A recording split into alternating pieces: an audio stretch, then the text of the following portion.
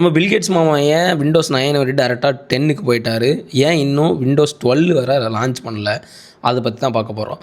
ஏன்னா விண்டோஸ் அப்படிங்கிறது வந்து பார்த்திங்கன்னா ரொம்ப ஓல்டான டெக்கில் வந்து பில்ட் பண்ணப்பட்டிருக்கு. ரொம்ப வருஷமாக இது வந்து இருக்குது. என்ன தான் விண்டோஸில் வந்து நிறையா ஏஐ லேப்டாப்ஸ் இந்த மாதிரி மல்டி ஸ்க்ரீன் டச் லேப்டாப்ஸ் இந்த மாதிரிலாம் வந்தாலும் விண்டோஸ் வந்து 7, 8 அதுக்கப்புறம் டேரெக்டாக 10 போயிட்டாங்க. அதுக்கப்புறம் டேரெக்டாக 11 வந்துட்டாங்க. ஏன் அப்படிங்கிற உண்மையான ரீசன் வந்து பார்க்கலாம். ஃபஸ்ட்டு வந்து பார்த்தா இது வந்து ரொம்ப ஏன்ஷியன்ட்டான 30 வருஷமாக அந்த ஸ்டாக் வந்து பில்ட் ஆகிருக்கு.